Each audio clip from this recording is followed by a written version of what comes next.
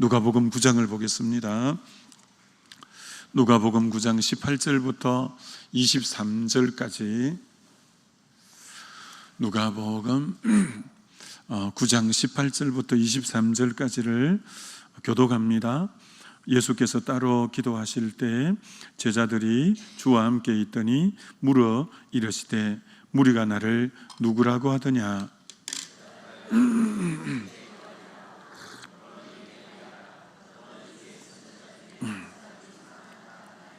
예수께서 이르시되 너희는 나를 누구라 하느냐. 베드로가 대답하여 이르되 하나님의 그리스도시니이다 하니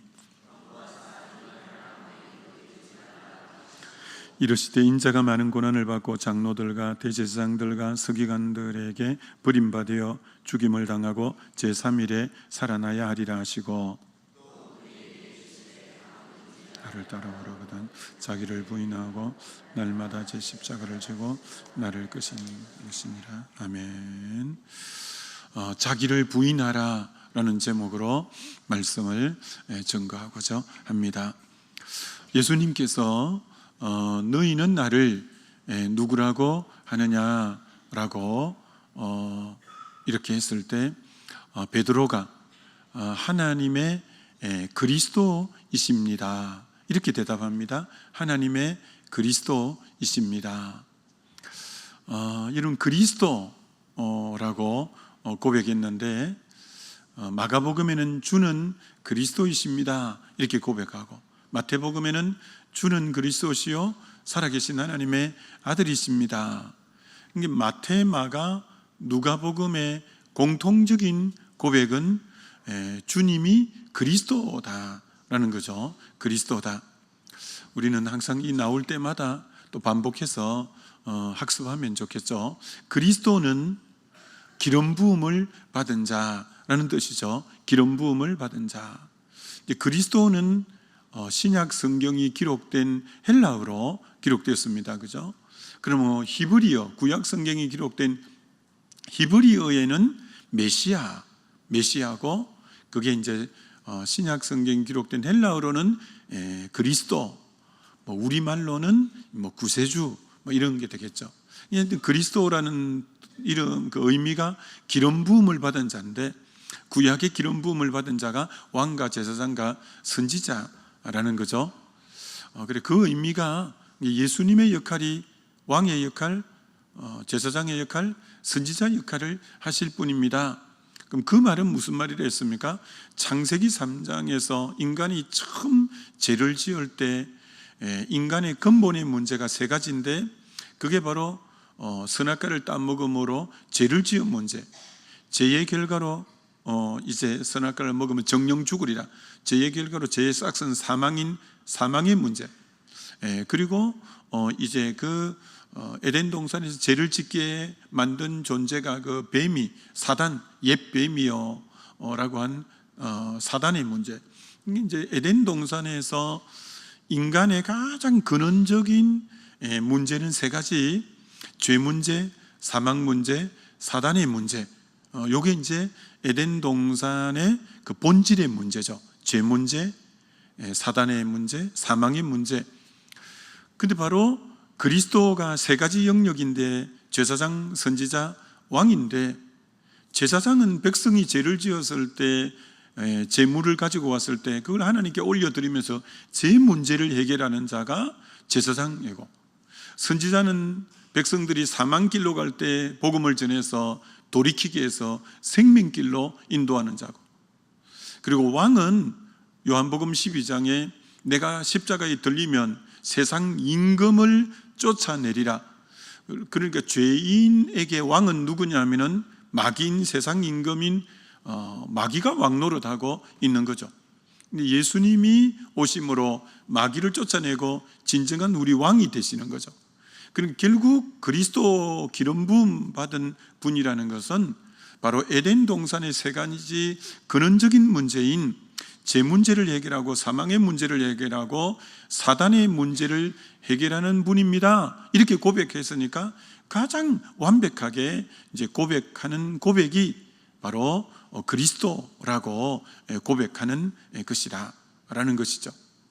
자, 그런데 그 당시 화폐에는 바로 이 가이사 황제의 얼굴이 나와 있고 그 뒷면에는 황제가 바로 주님이시다 이런 글귀가 새겨져 있다고 하는 상황에서 예수님이 왕이십니다, 예수님이 주인이십니다라고 고백하는 게 그리스도이기 때문에 로마 황제, 로마 사람들이 이렇게 고백하는 자를 보면 이건 완전히 그 나라의 법에 저촉되고 황제가 아닌, 가이사 황제가 아닌 다른 이제 분을 왕이라고 인정하니까, 그러니까 이제 잡히고 순교당하고 이런 상황이죠.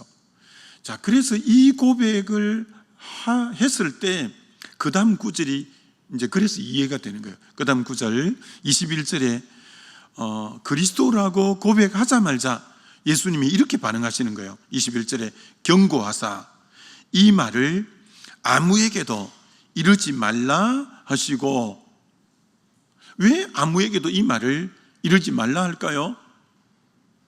이게 1차 순환 예고이기 때문에 아직 이 말을 지금 미리 예수가 그리스도인 것을 알려버리면 완전히 로마의 이 적대적이 되어서 완전히 이 핍박이 너무 많고 복음 사역을 하기가 힘든 거예요. 그렇기 때문에 아직은 이거 얘기하지 마라, 아무에게도 말하지 마라, 내가 그리스도라는 거, 내가 왕이고 내가 주인이라는 거 얘기하지 마라. 그럼 예수님의 입으로 내가 그리스도라고 인정하고 고백하실 때가 있는데, 그때가 언제냐면 마가복음 14장 61, 62절에서 고백하는 거예요. 거기 보면, 그러면 마가복음 14장에 예수님 입으로 직접 여러 사람 앞에서 내가 그리스도라고 고백할 때는 언제냐?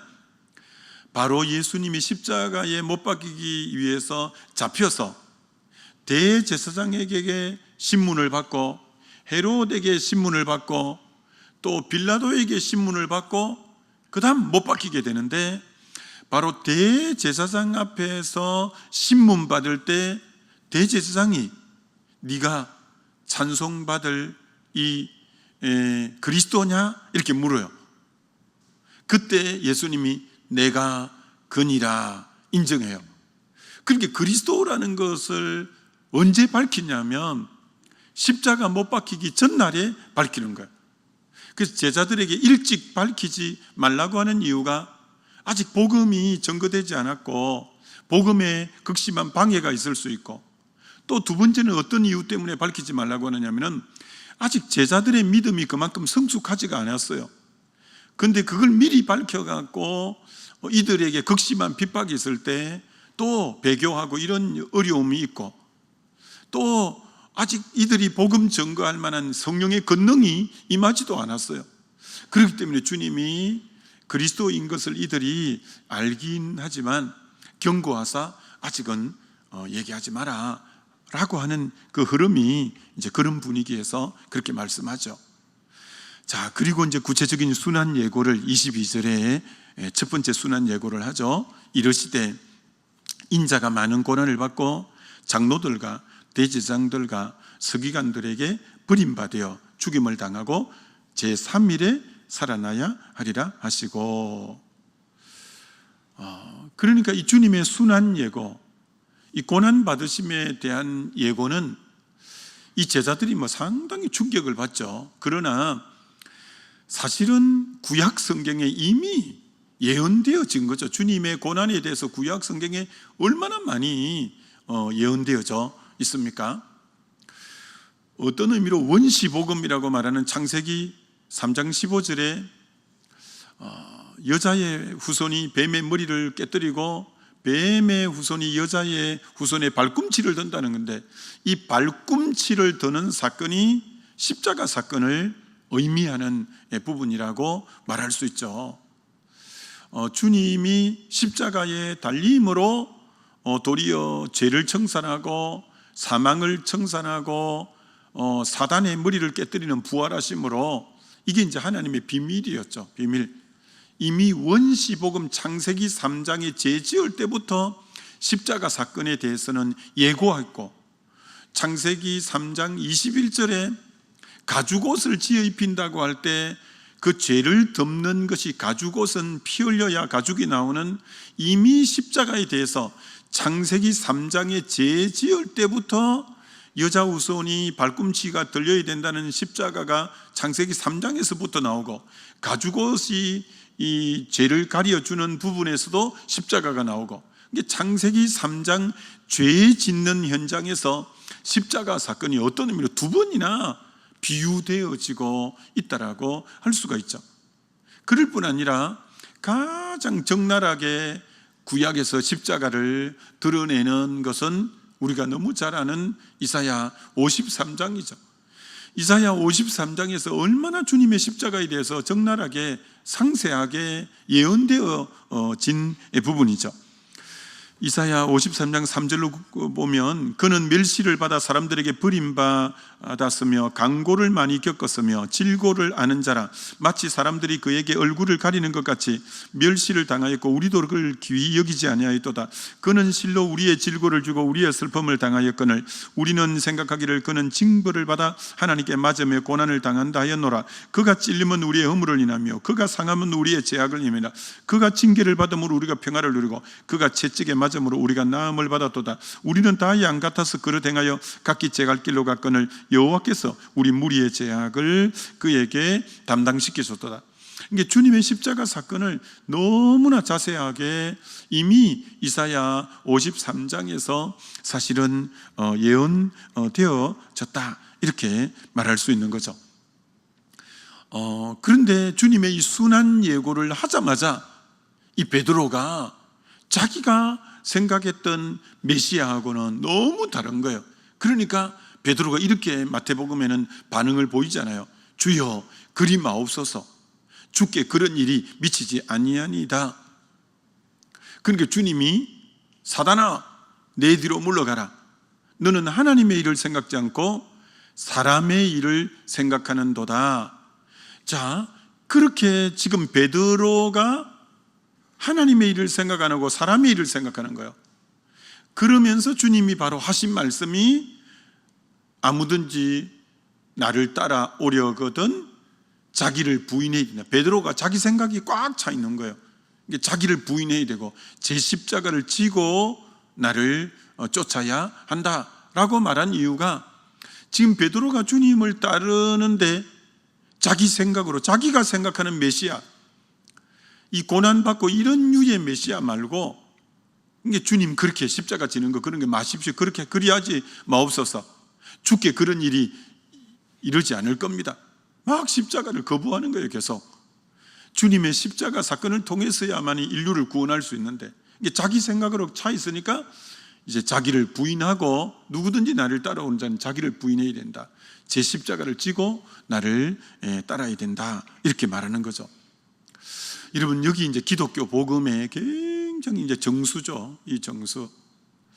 여러분, 우리 신앙에 정말 핵심이 자기를 부인하고 십자가를 지고 주님을 따른다라는 이것은 정말 우리가 깊이 생각해야 될 부분입니다. 여러분, 이 자기를 부인한다, 이건 뭐 매 순간 생각해야 될 영역입니다. 영역. 여러분, 사회학에서 고등 종교와 하등 종교로 이렇게 종교를 나누는데, 그럼 고등 종교와 하등 종교로 나눌 때 그 구분 기준이 뭐냐면은 자기 부인이에요. 자기 부인. 하등 종교는 다 기복적인 종교고 자기를 부인하는 그런 것이 하나도 없어요. 근데 고등 종교라고 말하는 종교는 전부 자기 부인에 대한 내용이 다 있는 거예요. 그래서 사회학에서 이제 고등 종교로 치는 것이 불교, 이슬람교, 기독교 막 이런 거예요. 그럼 거기에 보면 불교는 자기 부인이 많다는 거예요. 불교가 중이 되려면 이 세상에 모든 걸 떠나서 속세를 떠나가는 그것도 자기 부인의 한 모습이라는 거예요. 아름다움에서도 자기를 죽이기 위해서 머리를 남자든 여자든 비구니도 다 머리를 빡빡 깎는 것도 아름다움에서 자기를 죽는 거라는 거죠. 사람은 옷이 컬러풀할 때 이쁘게 보이는데 그 컬러풀한 옷을 다 벗어버리고 죽음을 상징하는 잿빛 옷을, 장삼 옷을 입는 것도 자기 부인의 한 모습이라는 거죠. 그처럼 고등 종교일수록 자기 부인의 모습이 많다는 거예요. 이슬람교가 라마단 기간이 되면 30일 한 달 동안 해 뜰 때부터 해질 때까지 금식하는 거예요. 모든 무슬림들은 그런 부분들이 자기 부인의 한 모습이라는 거예요. 예를 들어서 그런 것처럼, 그럼 기독교는 자기 부인이 뭐냐? 기독교는 그런 종교하고는 견줄 수가 없는 거예요. 빌립보서 2장에 그는 근본 하나님의 본체시나 하나님과 동등됨을 취할 것으로 여기지 않고 자기를 비어 종의 형체를 입고 사람들과 같이 되시고 십자가에 죽기까지 자기를 낮추시고 하신 십자가, 예수 그리스도의 성육신, 예수 그리스도의 십자가 사건, 이건 뭐 자기 부인의 극치죠. 극치. 가장 자기를 부인한 거고, 부인하는 사건이 성육신과 십자가 사건처럼 자기를 부인한 사건이 뭐 없는 거죠. 그들하고 견줄 수가 없는 거죠. 베드로가 그렇게 자기를 부인하고 나를 따르라 했는데 주님이 십자가 딱 지실 때 그 가까이 쫓아간 거예요. 그래서 거기에 그 사람들이 베드로에게 묻는 거예요. 너 그 당이지? 너 갈릴리 사람이지? 이렇게 묻는 거예요. 베드로가 자기를 시인하기 위해서 저 예수 당 아닙니다. 저 예수하고 같이 있는 갈릴리 사람 아닙니다. 자기를 시인하기 위해서 누구를 부인하냐? 예수를 3번 부인해요. 여러분, 자아가 안 죽으면 자기 부인을 안 하면 누구를 부인하게 돼 있냐? 예수를 부인하게 되어져 있어요. 베드로가 3번 예수를 부인했다는 말은 자기가 살기 위해서, 자기를 인정하고 시인하기 위해서 예수를 부인한 거예요. 그래서 우리는 여러분 왜 자기를 부인하라고 하느냐면, 자기가 부인 안 되는 장소에는 예수가 부인되어지기 때문에 그런 거예요. 내가 부인되어져야 예수가 인정되고 시인되어지는데, 베드로는 자기 살기 위해서 예수를 부인해버리는 거예요. 자기를 시인하기 위해서. 참 여러분, 그렇기 때문에 이건 굉장히 중요한 부분이라는 거예요. 자, 다시 우리는 이 부분에 대해서는 뭐 자주 우리 듣고 또 깨우쳐야 되는데, 그럼 왜 그렇게 자기를 부인하라고 하는, 이 자기를 부인하라는 이 자기가 뭐냐는 거예요. 자기, 이게 이제 늘 말하는 옛사람, 자아, 육의 소욕, 이 에고라는 거예요. 에고, 육의 소욕, 옛사람이에요. 옛사람. 이 옛사람, 이 자아, 육의 소욕이 죄의 온상이에요. 죄의 온상. 죄가 자아에서 다 흘러나오는 거예요. 옛사람에게서 다 흘러나오는 거예요. 육의 소욕에서 다 흘러나오는 거예요. 모든 불순종의 뿌리가 이 자아, 옛사람에서 다 이렇게 흘러나오는 거예요. 이 자아의 특징은 자기 중심성이에요. 철저하게 자기가 중심이에요. 자기가 주인이고 왕이에요. 언제나 이 자아는 항상 자기가 주인 된 거예요. 왜 자기를 이 부인해야 되느냐 하면, 갈라디아서 5장 17절에는 육체의 소욕은 성령을 거스리고 성령은 육체의 소욕을 거스리는, 이 자아가 성령을 거스리는 거예요. 하나님의 뜻대로 살려고 하는 내 안에 들어온 성령이 가고자 하는 방향을 발목을 잡고 가로막는 존재가 이 옛사람, 육의 소욕, 자아예요. 그 욕을 쳐서 복종 안 하면 내 안에 하나님 뜻대로 살려고 성령이 나가려고 하는 방향에 발목을 잡는 이가 내 옛사람, 자아이기 때문에 욕을 못 받지 않으면 하나님 뜻대로 살래야 살 수가 없고, 그리고 로마서 8장에도 육의 생각은 하나님과 원수가 되는 거예요. 이 옛사람을 못 박지 않으면 하나님과 원수된 생각, 말, 행동을 하는 거예요. 이 자아가 부인되어지지 않으면 그 사람은 하나님의 원수 같은 말과 행동과 이제 삶을 살게 되어지는 거죠. 옛사람 자아는 하나님의 법에 굴복도 안 하고 굴복할 수도 없는 거예요. 하나님 말씀에 절대 옛사람은 순종을 안 하는 거예요. 그리고 옛사람은 하나님을 기쁘시게는 전혀 못하는 거예요. 그렇기 때문에 이 옛사람 자아, 이 에고라는 이것을 자기를 부인하고 십자가에 못 박지 않으면 하나님을 기쁘시게도 할 수 없고 하나님의 뜻에 굴복할 수도 없고, 그리고 정말 이제 하나님과 원수가 되고, 그리고 성령이 하는 일을 가로막고, 이건 이 자아가 안 죽으면 신앙생활은 안 되게 돼 있는 거예요. 자아가 안 죽으면 많이 살면 살수록 죄의 열매만 많이 맺는 거예요. 그렇기 때문에 신앙생활에 이 자아가 죽는다는 것은 너무너무 중요한 부분이라는 거예요. 그렇기 때문에 사도 바울의 신앙을 쭉 살펴보면, 다메섹에서 주님 만나고부터 그 신앙 여정을 살펴보면 자아가 죽는 부분을 얼마나 많이 강조하고 있는가를 살펴볼 수가 있는 거죠. 그래서 사도 바울은 고린도 전서 9장 27절에 내가 나를 쳐서 복종하는 것은 내가 남에게 전파한 후에 도리어 내가 버림이 될까 한다. 자기를 쳐서 복종한다는 이 자기 쳐서 복종하는 이 자기가 옛사람, 이 자아, 육의 소욕이에요. 이거 쳐서 복종 안 하면 내가 많은 사람 전도했는데 자기는 버림당할 수 있다는 거예요. 그 정도로 이 자아가 무서운 거예요. 옛사람이 무서운 거예요. 이 자아를 어느 정도로 못 받고 자기를 부인해야 되냐? 고린도 전서 15장 31절에는 나는 날마다 죽노라. 이 자아는 이 날마다 죽노라, 헬라어가 현재 시장이니까 계속 반복을 나타내니까 매 순간 계속, 어제도 오늘도 계속 자기를 부인하고 십자가로 자아가 죽어야 될 부분은 계속 죽어야 되는 거예요. 계속 죽어야 되는 게 이 자아의 이 옛사람이 계속 죽어야 되고, 한번 고린도후서 1장에 아시아에서 사형 선고를 받고 살 소망까지 끊어졌는데 왜 그렇게 위기가 왔는지 봤더니 이는 자기를 신뢰하지 말고 이제 다시 죽었다가 살아나신 이를 의뢰하게 하려 하심이라. 자기를 또 의뢰하고 있었던 거예요. 자아를 또 의지하고 있었던 거예요.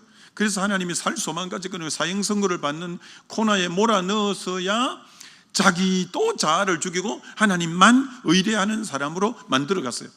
그래도 하나님이 믿지 못해서 고린도후서 12장에는 육체의 가시를 아예 박아놨어요. 몸에 안전장치로. 조금 육이 살라고 하면 찔러서, 그래서 바울이 거의 죽는 그날까지 완벽하게 살다 간 이유는 육체의 가시 때문에 그래요.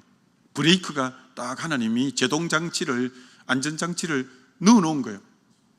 그래서 내가 약할 때 강하고 약할 때 온전한 거 되게끔 내 자아가 죽을수록 주님이 강하게 나타나고 온전하게 드러나는 너무나 좋은 안전장치죠.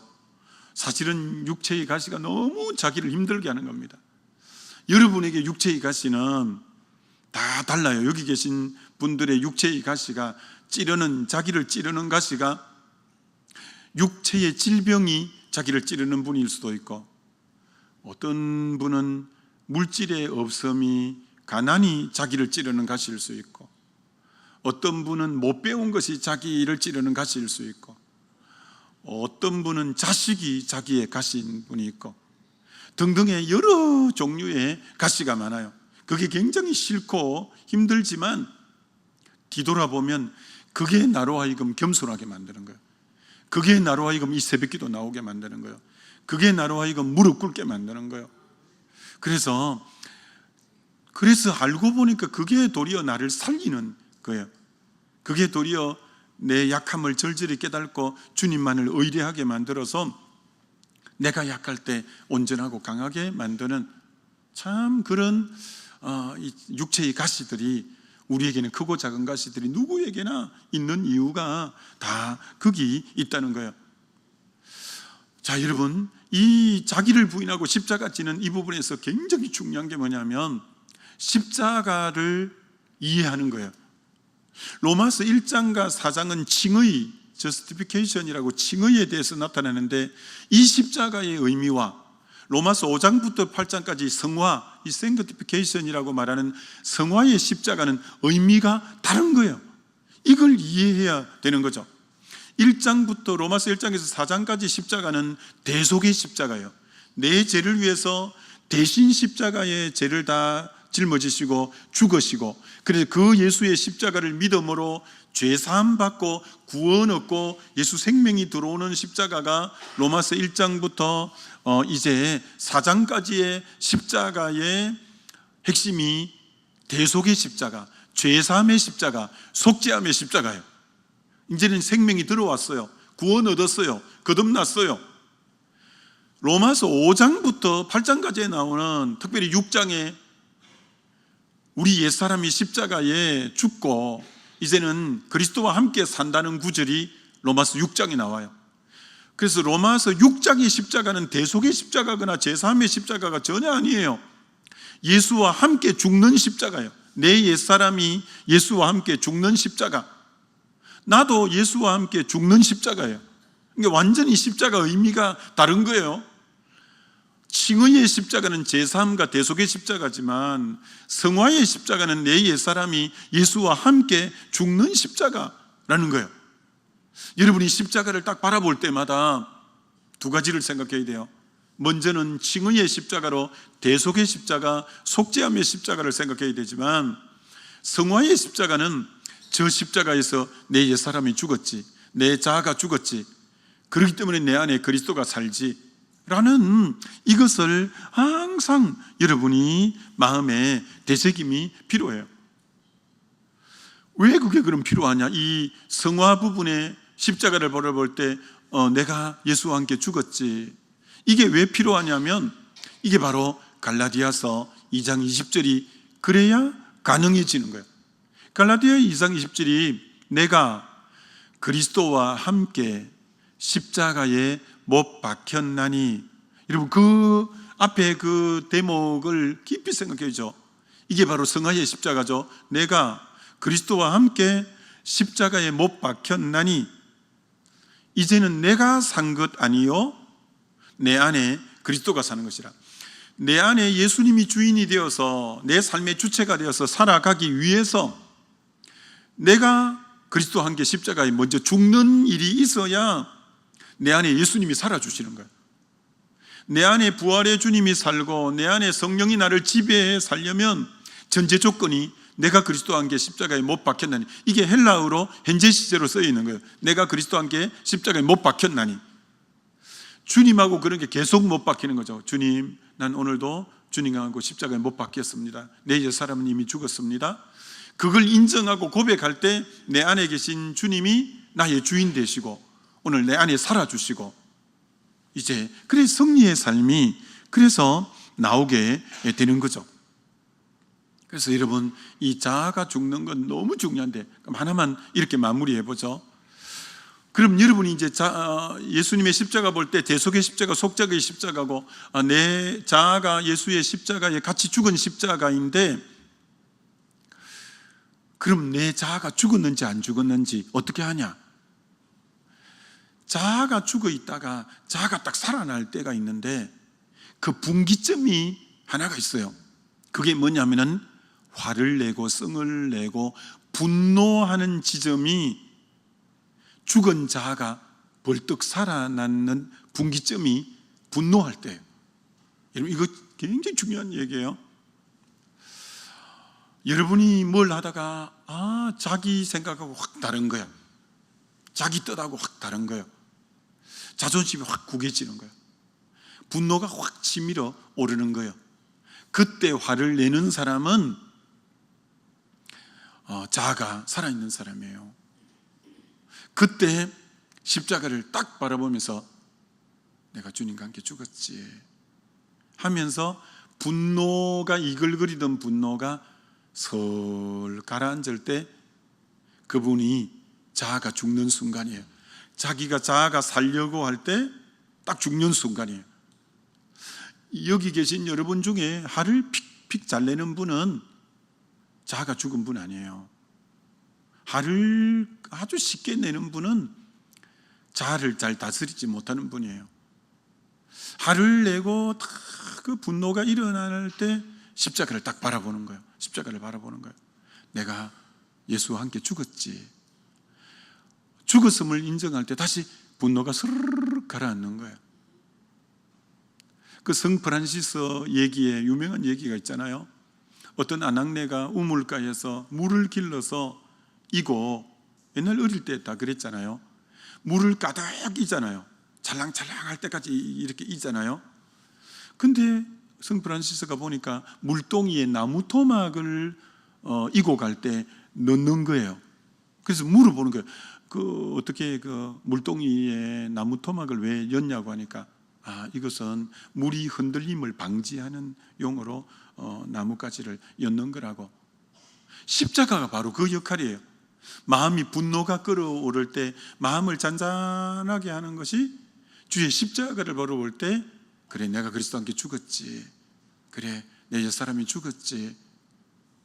언제나 여러분 마음에 나무 토막인 십자가가 항상 있어야 돼요. 그러면 여러분이 화를 픽픽 내고 그러진 않아요. 화 계속 내봐요. 인격이, 신뢰가 확 무너져요. 화를 여러 번만 내면 저분 저런 분이구나, 자기를 통제하지 못하는구나. 잠언에 뭐라고 했어요? 자기를 분노, 성을 내는 자는, 자기를 다스리는 자가 성을 빼앗는 자보다 높고, 노하기를 더디하는 자가 성을 빼앗는 자보다 낫다 했잖아요. 이게 어떤 용사보다도 자기를 다스리는, 그 분노하지 않는 게 자기를 다스리는 자예요. 그게 이제 십자가가 있을 때 가능한 거예요. 아무쪼록 우리 사랑하는 지체들은 어디 가도 분노를 막 불끈불끈 내고 막 자기 뜻하고 조금 그러면 확 화가 내고 그러면 저분 자아가 잘 안 죽구나, 그렇게 생각하면 되죠. 아무래도 오늘도 자기를 부인하고 십자가 지면서 승리하는 복된 하루 되시길 주의 이름으로 축원합니다. 이 시간 기도하겠습니다. 기도할 때 정말 나는 십자가의 이 속죄함과 이 대속의 부분, 또 이 자아가 같이 예수와 함께 죽은 이 부분을 늘 잘 생각하고 있는가. 자, 우리 주여 한번 부르고 기도합니다.